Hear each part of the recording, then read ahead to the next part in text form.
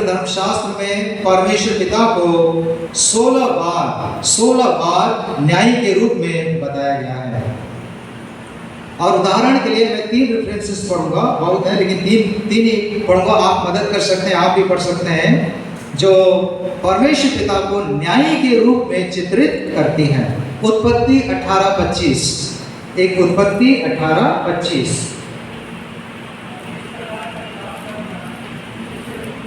इस प्रकार का काम करना तुझसे दूर रहे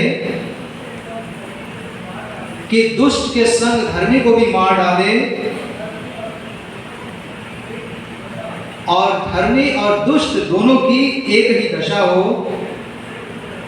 यह तुझसे, परमेश्वर पिता यह आपसे दूर हो, क्या सारी पृथ्वी का न्याय, परमेश्वर पिता संपूर्ण जगत के, संपूर्ण पृथ्वी के न्याय है, क्या वो न्याय न करे? 2 तीमुथियुस 4:8, 2 तीमुथियुस 4:8। और उसके बाद कोई निकाल के रखें, याकूब 5:9, 2 तीमुथियुस 4:8, उसमें लिखा है, भविष्य में मेरे लिए धर्म का वो मुकुट रखा हुआ है जिसे प्रभु जो धर्मी और न्यायी है, प्रभु जो धर्मी और न्यायी है मुझे उस दिन देगा, और मुझे ही नहीं वरन उन सबको भी जो उसके प्रकट होने को प्रिय जानते हैं। सो यहाँ पर भी हम देखते हैं कि परमेश्वर पिता को न्यायी के रूप में दिया गया। फिर याकूब 5:9, हे भाइयों एक दूसरे पर दोष न लगाओ, हे भाइयों एक दूसरे पर दोष न लगाओ, ताकि तुम दोषी न ठहरो, ताकि तुम दोषी न ठहरो। देखो हाकिम द्वार पर खड़ा है, देखो हाकिम द्वार पर खड़ा है। Behold, the judge is standing at the door. हाकिम के लिए जो वास्तविक शब्द ओरिजिनल टेक्स्ट में है वो जज है। सो हमारे पाठ के 10वें पद में जो लिखा है कि हम सब का हाल मसीह के न्याय आसन के सामने खुल जाए, यहाँ प्रेरित पौलुस किस प्रकार के न्याय के बारे में बता रहे हैं, किस प्रकार के न्याय के बारे में उनका ये लेखन है, उसी के ऊपर थोड़ी देर में आप उसी के ऊपर या उस बात को मैं थोड़ी देर आपके सम्मुख रखना चाहूँगा। पवित्र बाइबल में आप जानते हैं, आप अध्ययन करते हैं, आप जानते हैं कि पवित्र बाइबल में 3 प्रकार के न्याय के बारे में बताया गया है, और हम सब जो इस पृथ्वी पर हैं उन तीनों प्रकारों में से किसी ना किसी प्रकार के न्याय को पेश करेंगे, उसका सामना करेंगे। वो इस बात पर डिपेंड करता है कि आप क्या हैं, आप क्या विश्वास करते हैं, आपने क्या किया है और आपने क्या नहीं किया है। पहला न्याय, हम जल्दी जाएंगे, पहला न्याय भेड़ों और बकरियों का न्याय जो मत्ती के 25वें अध्याय में दिया गया है। ये जानवरों का न्याय नहीं है। भेड़ से तात्पर्य धर्मियों से है, भेड़ से तात्पर्य विश्वासियों से है, बकरियों से तात्पर्य अधर्मियों से है, दुष्टों से है, अविश्वासियों से है। सो मत्ती 25 31 से 34 और उसके बाद 41वां पद भी हम पढ़ेंगे। मत्ती 25, अब जब मनुष्य का पुत्र अपनी महिमा में आएगा, प्रभु यीशु मसीह स्वयं अपने बारे में कह रहे हैं, जब मनुष्य का पुत्र अपनी महिमा में आएगा और सब स्वर्गदूत उसके साथ आएंगे, तो वह अपने महिमा के सिंहासन पर विराजमान होगा और सब जातियां उसके सामने इकट्ठी की जाएंगी। और जैसा चरवाहा भेड़ों को बकरियों से अलग कर देता है, वैसा ही वह उन्हें एक दूसरे से अलग करेगा, और वह भेड़ों को अपनी दाहिनी ओर और बकरियों को अपनी बाईं ओर खड़ी करेगा। तब राजा अपने दाहिनी ओर वालों से कहेगा, हे मेरे पिता के धन्य लोगों, आओ उस राज्य के अधिकारी हो जाओ जो जगत की आदि से तुम्हारे लिए तैयार किया हुआ है। और आप 41वें पद में आ सकते हैं, वहाँ लिखा है, अभी दाहिनी ओर वालों से हो गया, तब वो बाईं ओर वालों से कहेगा, हे श्रापित लोगों, मेरे सामने से उस अनंत आग में चले जाओ जो शैतान और उसके दूतों के लिए तैयार की गई है। ये कब होगा? कब होगा? ये प्रभु यीशु मसीह बताते हैं कि ये कब होगा। 31वें पद में आप पढ़ सकते हैं, जब मनुष्य का पुत्र अपनी महिमा में आएगा। और मनुष्य का पुत्र अपनी महिमा में कब आएगा? जब द्वितीय आगमन होगा। और उनके द्वितीय आगमन को हम दो भागों में समझ सकते हैं। उनका द्वितीय आगमन दो फेजेस में होगा। पहला, जब वो हवा में आएंगे, अपनी कलीसिया को लेने आएंगे, जिसे हम रैप्चर भी कहते हैं, आप में से बहुतों ने सुना होगा।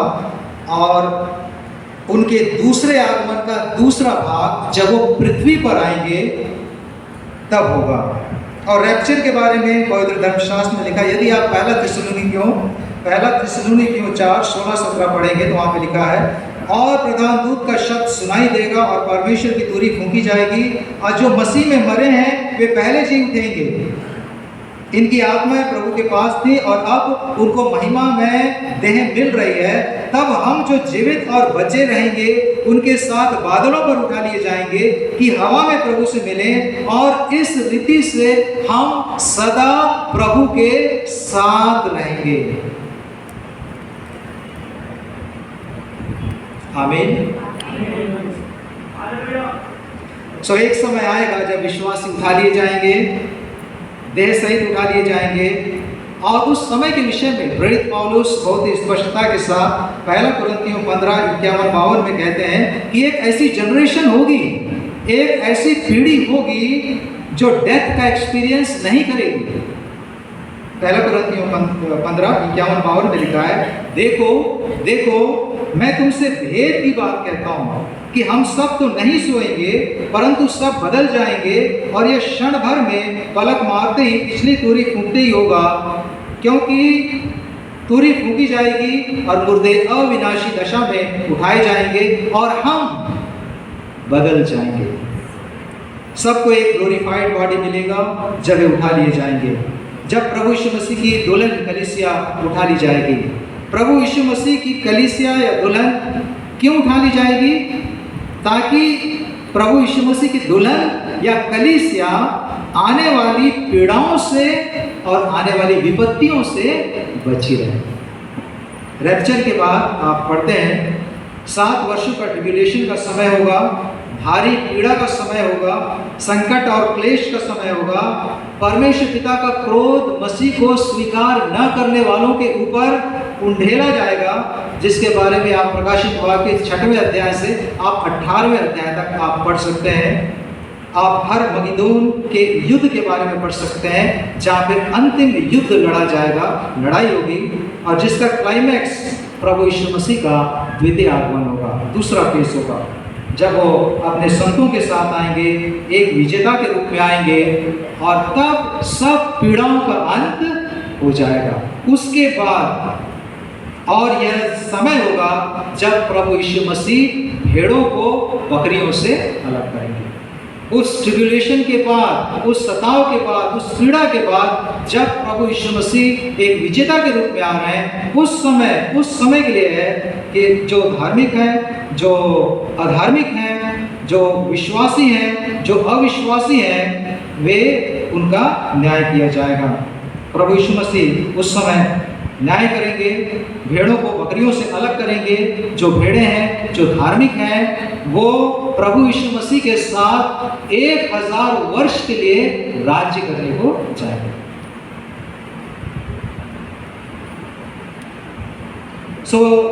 जो पहला न्याय है वो भेड़ बकरियों का, वो नेशंस का न्याय है जो मत्ती 25 में दिया गया है। न्याय उनका है जो ट्रिब्यूलेशन में उस पीड़ाओं के बाद भी सरवाइव करेंगे, बचे रहेंगे, और वहाँ पर वो न्याय किया जाएगा। दूसरे प्रकार का जो न्याय है उसके बारे में भी आप जानते हैं, श्वेत सिंहासन का न्याय है, व्हाइट थ्रोन जजमेंट, जो कि प्रकाशित वाक्य और उसके 20वें अध्याय में दिया गया है। इस न्याय से भी आप परिचित हैं, किंतु मैं इसके कुछ भाग को पढ़ना भी चाहूँगा, पढ़वाना भी चाहूँगा कि आप पढ़ सकते हैं। प्रकाशित वाक्य 20:11 से 15।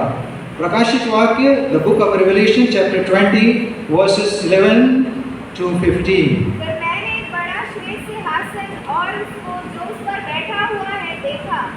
उसके सामने से पृथ्वी और आकाश भाग गए छोटे बड़े सब मरे हुओं को सिंहासन के सामने खड़े हुए देखा और पुस्तकें खोली गई। और पुस्तकें खोली गई, बहुवचन है जी। और फिर एक और पुस्तक खोली गई अर्थात जीवन की पुस्तक, और जैसा उन पुस्तकों में लिखा हुआ था वैसे ही उनके कामों के अनुसार मरे हुओं का न्याय किया गया।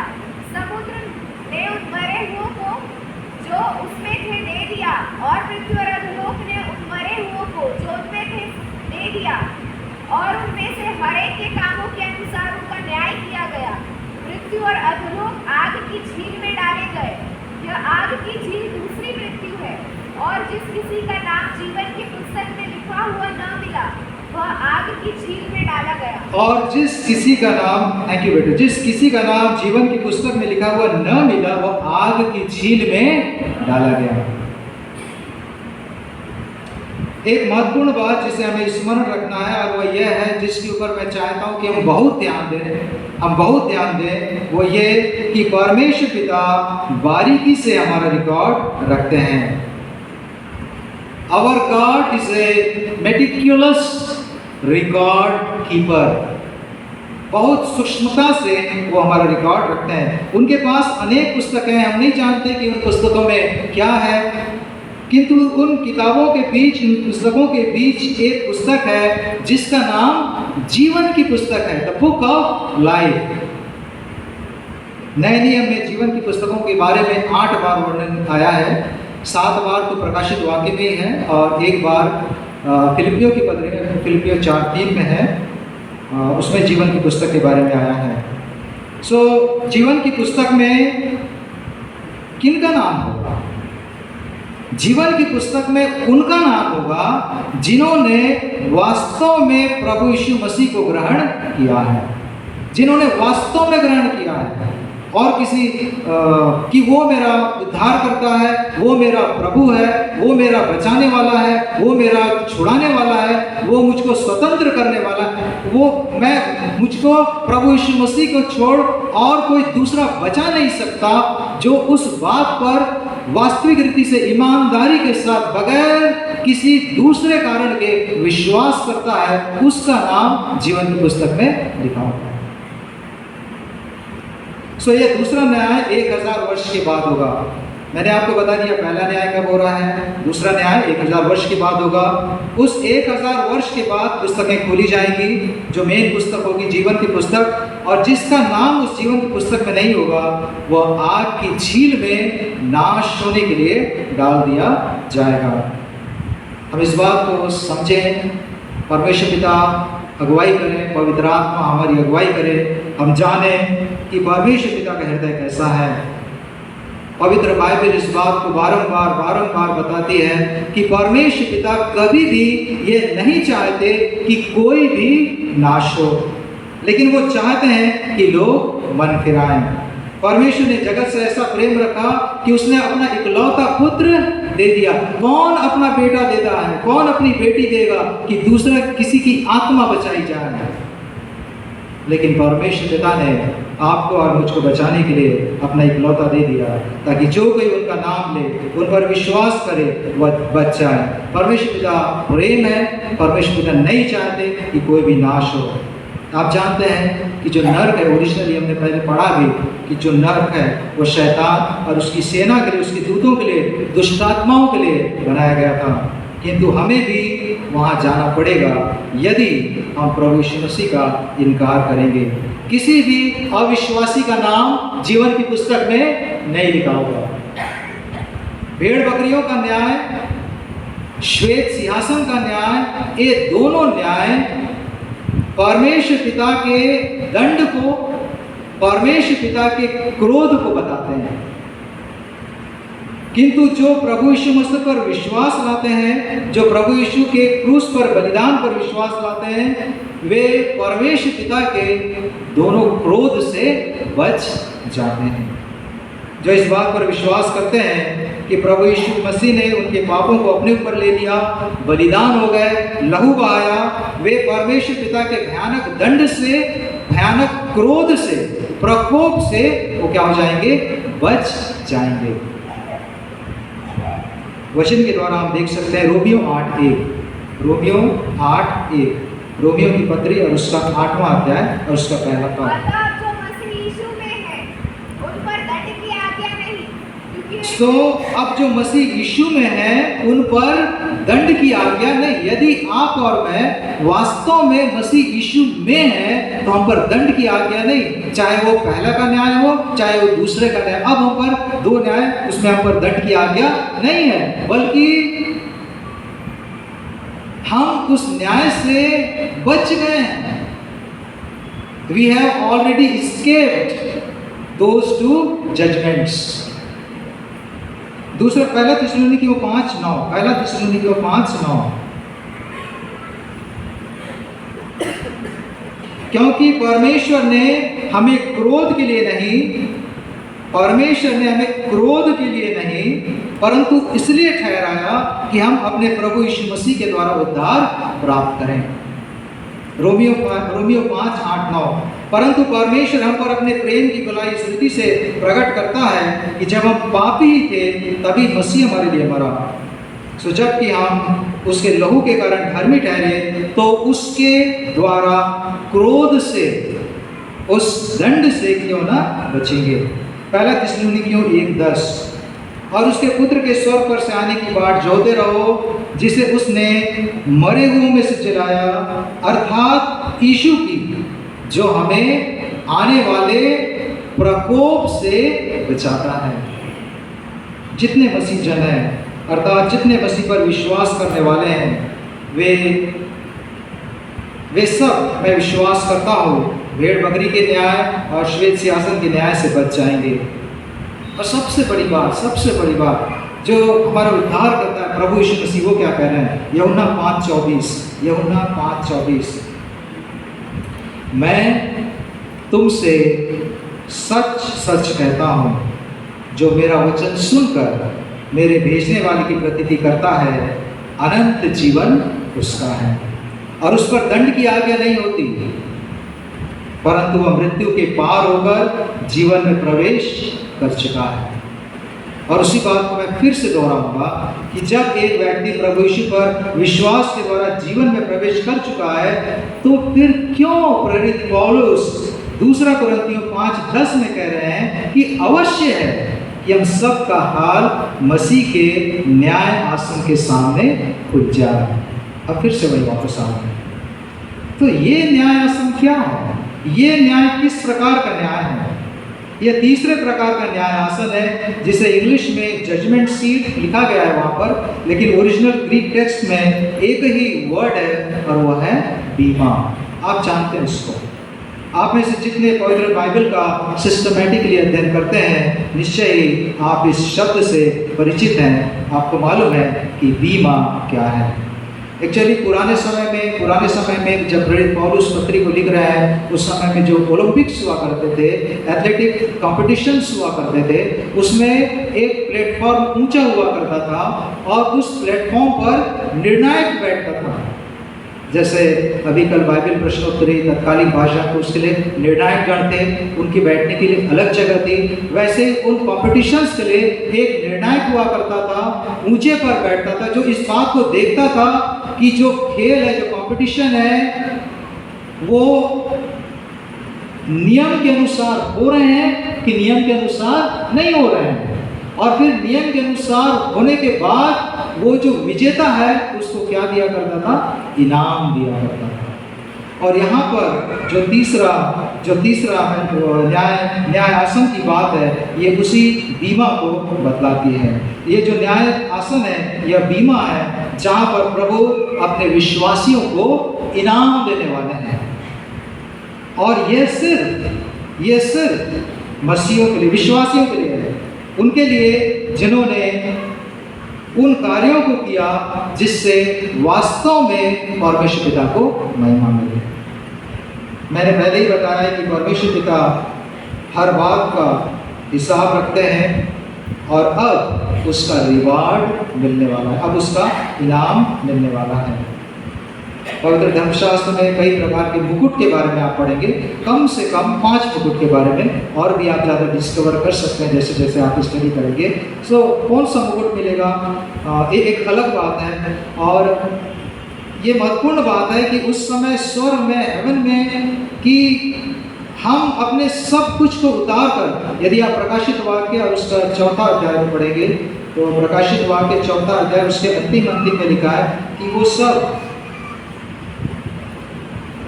प्रकाशित वाक्य 4था अध्याय और उसके अंतिम में सब में लिखा है, 10वां पद में बल्कि आप पढ़िए, तब 24 प्राचीन सिंहासन पर बैठने वाले के सामने गिर पड़ेंगे और उसे जो युगानुयुग जीवता है प्रणाम करेंगे और अपने अपने मुकुट सिंहासन के सामने ये कहते हुए डाल देंगे। ये एक अलग बात है कि आप अपने उस मुकुट को भी जो आपको मिलने वाला है प्रभु के चरणों पर ये कहते हुए डालेंगे कि हमारे प्रभु परमेश्वर आप ही महिमा, आदर और सामर्थ्य योग्य है, क्योंकि आपने सब वस्तुएं सृजी, आपकी इच्छा से थी और सृजी गई है। लेकिन ये रिवार्डिंग समय है, ये इनाम मिलने का समय है।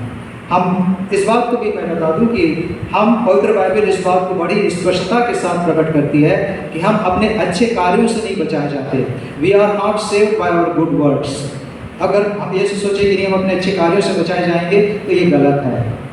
हम अपने अच्छे कार्यों से नहीं बचाए जाते, लेकिन हम प्रभु यीशु मसीह पर विश्वास करने के द्वारा अनुग्रह से ही, केवल अनुग्रह से ही बचाए जाते हैं।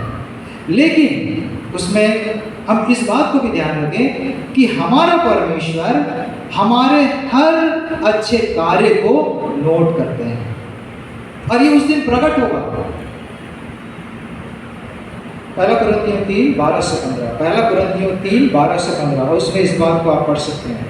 और यदि कोई, पहला कुरिन्थियों 3:12-15, और यदि कोई इस नेव पर, नेव प्रभु यीशु मसीह है, नेव पर सोना या चांदी या बहुमूल्य पत्थर या काठ या घास या फूस का रद्दा रखे तो हर एक का काम प्रकट हो जाएगा, क्योंकि वह दिन, जब आप इसको अंग्रेजी में भी पढ़ेंगे तो वहाँ कैपिटल डे है, वो जब कैपिटल डी है तो उसका मतलब जजमेंट, क्योंकि वह दिन बीमा उसे बताएगा, इसलिए कि आग के साथ प्रकट होगा और वह आग हर एक का काम परखेगी कि कैसा है।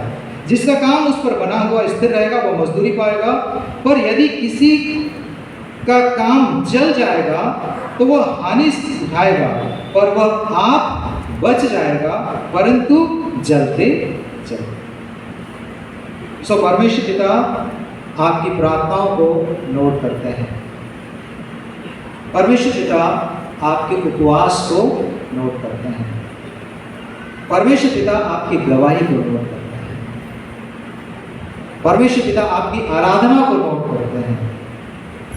परमेश्वर पिता के पवित्र भवन की सेवा जो आप कर रहे हैं, परमेश्वर पिता उसको नोट करते हैं। आपके सेवा कार्य जो आप किसी के प्रति करते हैं, किसी भी रूप में करते हैं, परमेश्वर पिता उसको नोट करते हैं।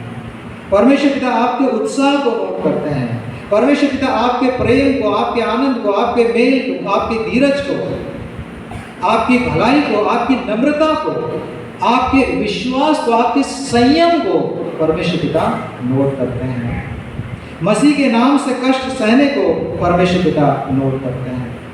आप रिस्क ले रहे हैं, परमेश्वर पिता उसको नोट कर रहे हैं। सुसमाचार प्रचार के लिए आप प्रयास कर रहे हैं, परमेश्वर पिता उसको नोट कर रहे हैं। आपके पास आत्माओं को बचाने की भूख है, परमेश्वर पिता आप इसको नोट करते हैं। आप सोते हैं, परमेश्वर पिता उसको नोट करते हैं। आपने किसी की सुधि ली, परमेश्वर पिता उसको नोट कर रहे हैं। आप किसी के दुख तकलीफ में उनके साथ खड़े हैं, सहायता कर रहे हैं, परमेश्वर पिता उसको नोट कर रहे हैं। अनंत जीवन की बातों पर आपका फोकस है, परमेश्वर पिता उसको नोट कर रहे हैं। और ये सब जो वचन अभी पढ़ा हमने, और ये सब किसके समान है? सोने, चांदी और बहुमूल्य पत्थर के समान है। जब आग प्रकट होगी तो इनको जला नहीं सकेगी।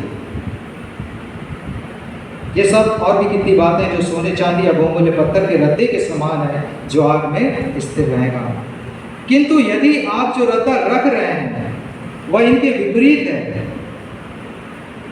अपने नाम पाने का है, अपनी प्रसिद्धि पाने की है, अपनी प्रशंसा की है, अपनी वाहवाही की है, अपनी बढ़ाई की है, किसी को नुकसान पहुंचाने का है, गिराने का है, मजाक बनाने का है, किसी का कुछ हड़पने का है, उलझाने का है, ठोकर खिलाने का है, खाने का है, क्षमा न करने का, दया न करने का है, हक मारने का है, शोषण करने का है।